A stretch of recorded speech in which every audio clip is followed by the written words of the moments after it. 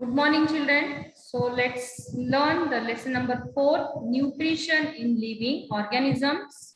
We already learned in our previous class why the nutrition is required. What are the characteristics of living organisms? So living organisms requires food for getting energy.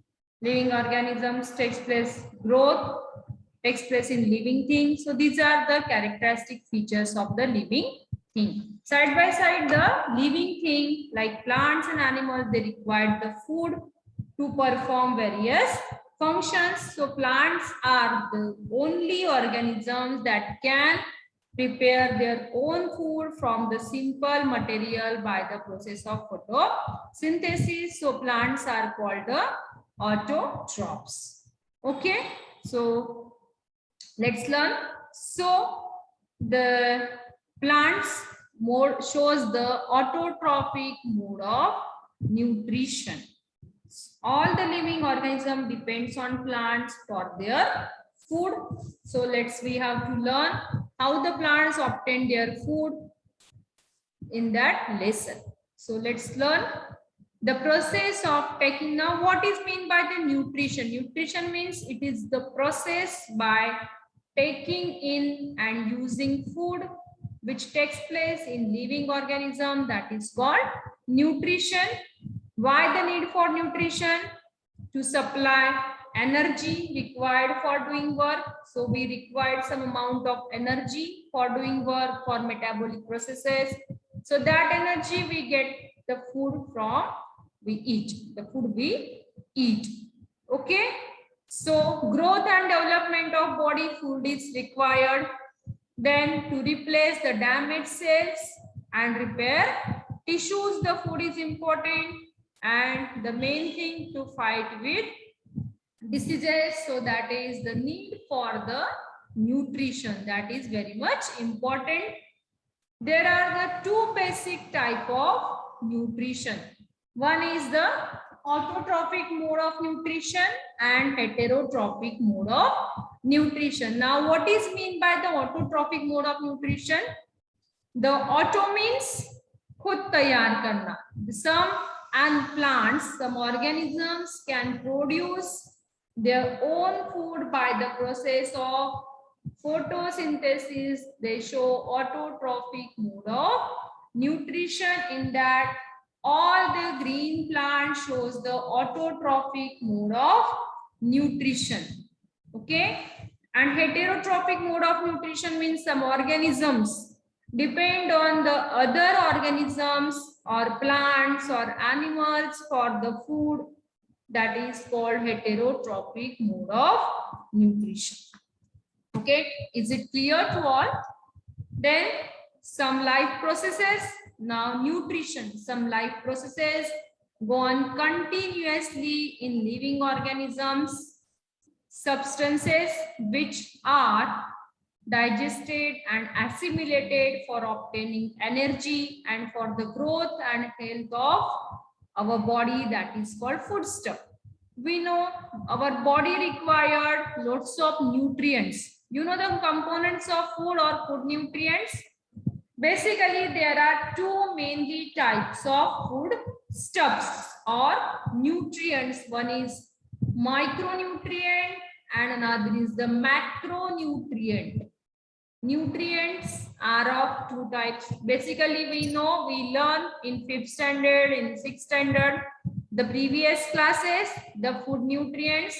These are carbohydrates, fats, proteins, vitamins and minerals. These are food nutrients. Some nutrients that are micronutrient and some nutrients are macronutrient. Okay, let's see about it.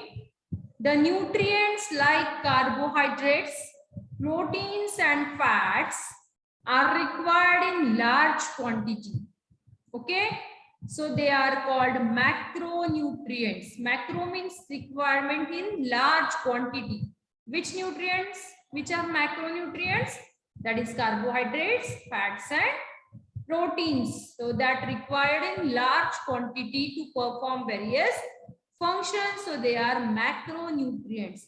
but the minerals and vitamins, they required in a small quantity, in very small quantity, that is micronutrients.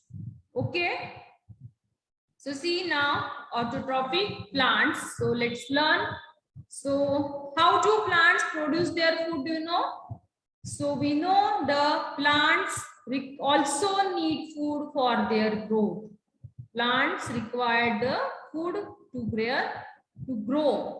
They can produce their own food with the help of sunlight, chlorophyll pigment, water and mineral. Plants make their food in their leaves using water and nutrients from the soil, carbon dioxide from the air, and this process is known as photosynthesis. Why the photosynthesis? Means that process takes place in the presence of sunlight. Okay, so that is the photosynthesis process. In this process, plants give oxygen and take in carbon dioxide. It's a reverse process of respiration.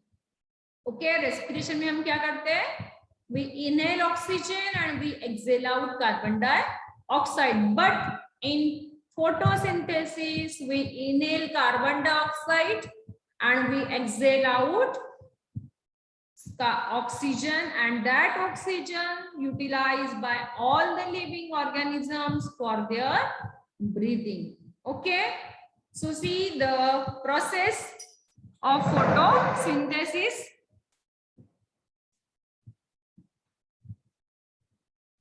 So these two, autotrophic mode of nutrition and heterotrophic mode of nutrition. In autotrophic mode of nutrition, only the green plants able to prepare their own food by the process of photosynthesis.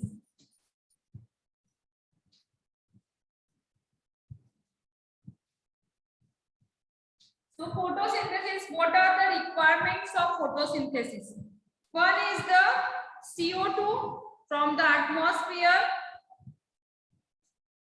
CO2, which is in the 6 molecules of CO2, and H2O, water.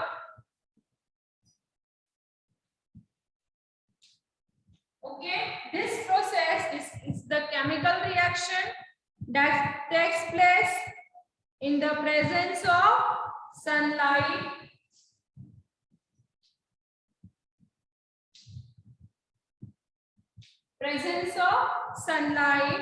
and where it takes place in the leaves with the help of chlorophyll pigment.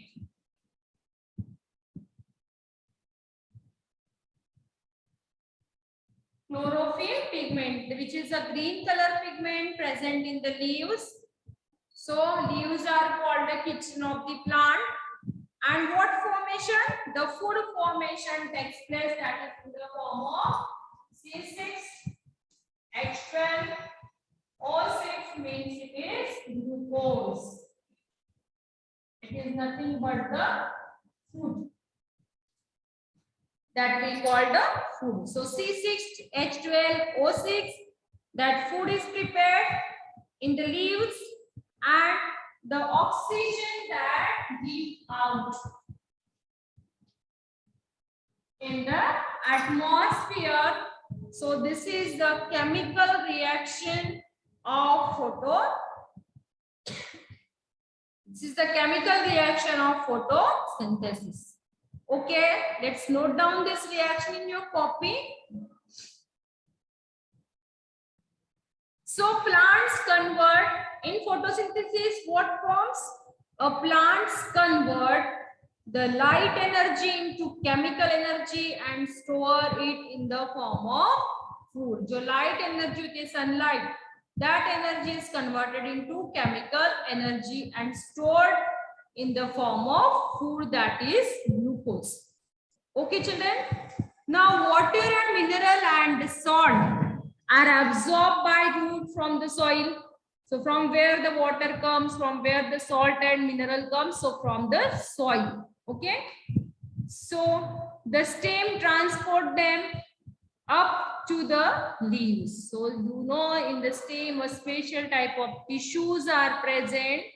That tissue transport water and mineral from the roots to the stem and then to the leaves. So that tissue is a xylem tissue.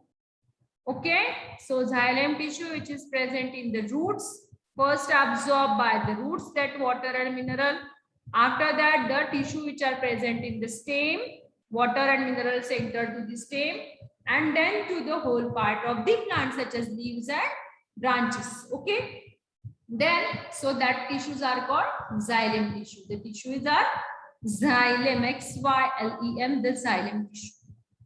Then the leaves have microscopic opening that is called stomata. So on the lower surface of the leaves, micro pores are present. Small tiny pores are present. That pores are called stomata, through which they take in the carbon dioxide from the air. Okay, which they take from the atmosphere, and the chloroplast present in the leaves contain the chlorophyll pigment, and with the help of sunlight absorbed by the leaves, helping to convert carbon dioxide and water into food. So this is the chemical reaction, and oxygen is given out in the process of photosynthesis. Besides leaves, photosynthesis takes place in some other parts of the plant like green stems too. They contain chlorophyll. Usually this is found in the cactus plant where the leaves are totally absent. Okay, so cactus plant found in the desert area where a lack of water takes place, then the leaves are absent, so their stems performs the process of photosynthesis. Okay, then the transport system in plants, how the plants transport water and minerals. So take a pumpkin stem. One activity is given in your textbook. Take a pumpkin stem having 2-3 leaves, then cut it under water with a sharp blade. Then take some water in a conical flask and add 7 to 8 drops of ink in it. Put the pumpkin stem vertically in the flask and observe the changes that takes place in it and discuss them in the classroom. Okay, one activity given. What you have to do? You have to take any white color flower plant. Okay, pumpkin plant is not available. Okay, take any white color plant. You can take the Nishigandha plant also, या फिर आपको तगर वाला plant भी ले सकते हो. And cut the one twig and keep it into colored ink. Red color पानी बनाओ, उसको अच्छे थोड़ा सा dark stain बनाओ and put it into the water for few hours. What happened? After next day or 5 to 6 hours, you will see the flower, that red color water that reaches to the flower and flower petals turns pinkish.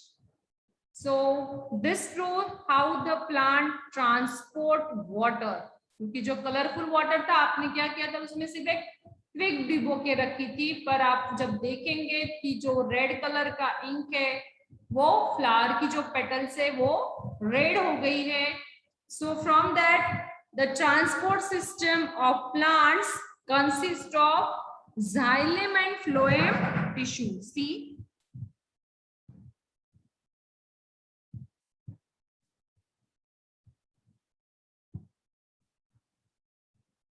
xylem and phloem.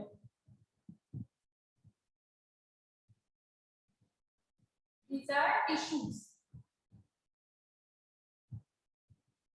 Tissues means group of cells. Okay, the xylem and phloem tissue that forms the transport system in plant. So what is the function of xylem? The xylem transport minerals and water from the roots to the aerial parts of the plants. So, xylem, what is the function of xylem? Transport water and mineral. Water plus minerals. Water and mineral from the roots and circulate to all parts of the plant. ये काम है xylem tissue. Okay. And what about the phloem tissue? The phloem transport the food from the leaves to the all parts of the plant. It transport food.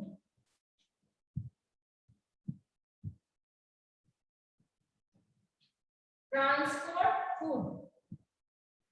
क्योंकि food formation takes place only in the leaves in plant. Okay. So phloem tissue क्या करता है? That food transport करता है and that circulate to whole part of the plant, such as roots, such as stem, branches. Okay. So this is the transport system. Xylem and phloem. And next, the phloem transport the food that is in the form of glucose from the leaves to all other parts of the plant where it is either consumed or stored. The food, not all food consumed by the plant. The food which utilize that plant use and the extra food that's stored in the plant parts such as roots, stem, fruits, seeds. जो extra food होता है कुछ amount में plant food utilise करते हैं for its metabolic processes, और जो extra food बचा रहता है प्लांट में that food stores inside the plant in the form of roots, in the form of seeds, in the form of fruits, in the form of stem. Okay, such as take an example of carrot radish, जिसमें carrot radish, these are roots and extra food that store inside carrot and radish, that is in the form of roots. Though all the plants have a transport system, they do not have a separate digestive or excretory system. In like us, like human being or animals, they have a digestive system is different, excretory system is different in all plants, in all animals, but plant does not show the separate digestive system as well as excretory system. Okay children, so this is about the transport system in plants. We learn nutrition in plants. We learn some micronutrients, macronutrients, as well as how the plants prepare its own food by the process of photosynthesis. That parts we learn. Also we learn the structure of chlorophyll pigment, where it is present, and the reaction of photosynthesis. Okay, so you have to read the lesson number 4, nutrition in living organisms. Next period we will continue with another topic. Bye children.